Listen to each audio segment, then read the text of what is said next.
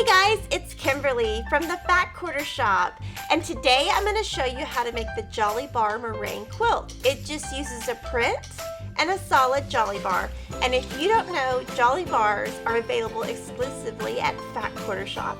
They're 5-inch by 10-inch rectangles of a full Moda collection. Today we're using All Weather Friend by April Rosenthal.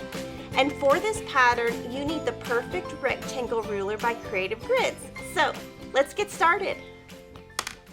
You can download the free Jolly Bar Meringue pattern at Fat Quarter Shop.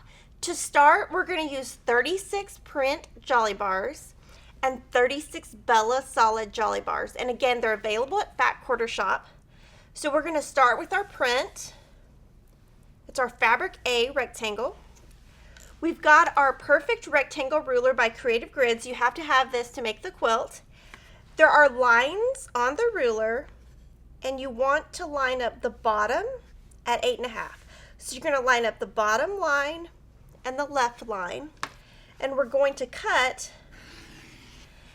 So cut all the way across, and the most important part is to cut this tip. If you cut this tip, it's going to make the piecing go together great. So we've got this side done. We're going to flip and do the same exact thing.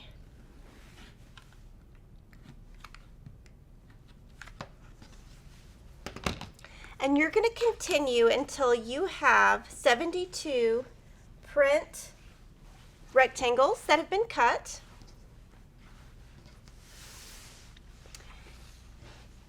And then you're going to repeat that same step on your white, and you're going to cut these exactly the same way until you have 72 of the white rectangles.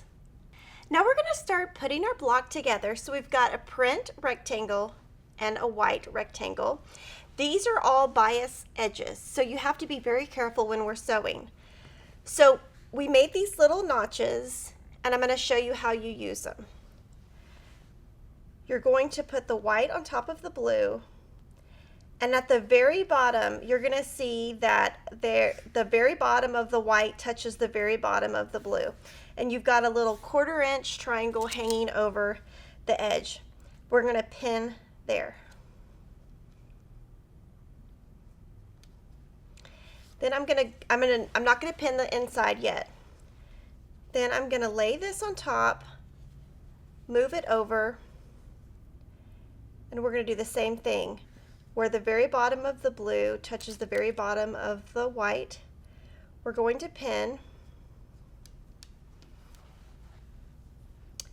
And then we are going to pin lots of times throughout so that it does not move when we go to our sewing machine.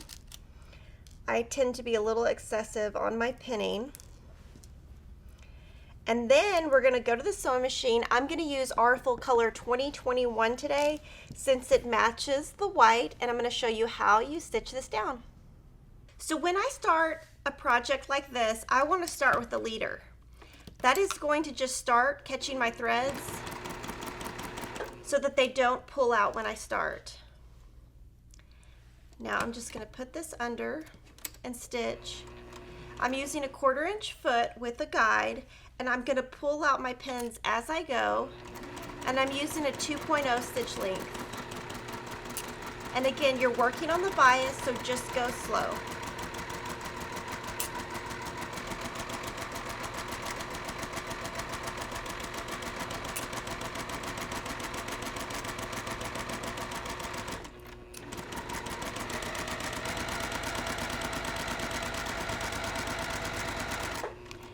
And if I was sewing this at home, I would just chain sew. I would start with the next piece.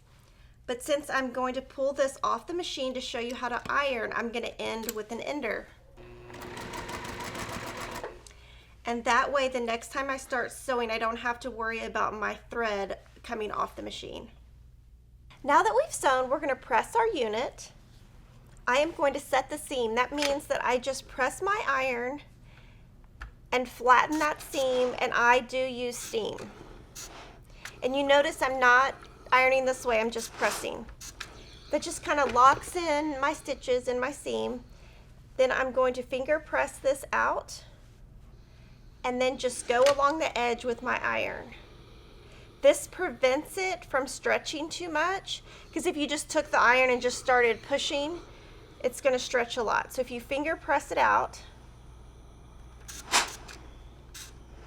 it's nice and flat, and you can just cut these little doggy ears off, and we can move to the next step. To put your meringue block together, you're just going to put 2 matching units next to each other. You're going to put it right sides together, and again here I'm going to pin all the way. I'm going to pin at the top, at the bottom, and then I'm just going to pin throughout. You're going to press towards the dark the same way we just pressed, where you set your seam and then you press, and you're going to make 36 blocks, and now we can put our row together. Assembling your quilt at this point is super easy. You're going to take 6 of your blocks and place them just like this.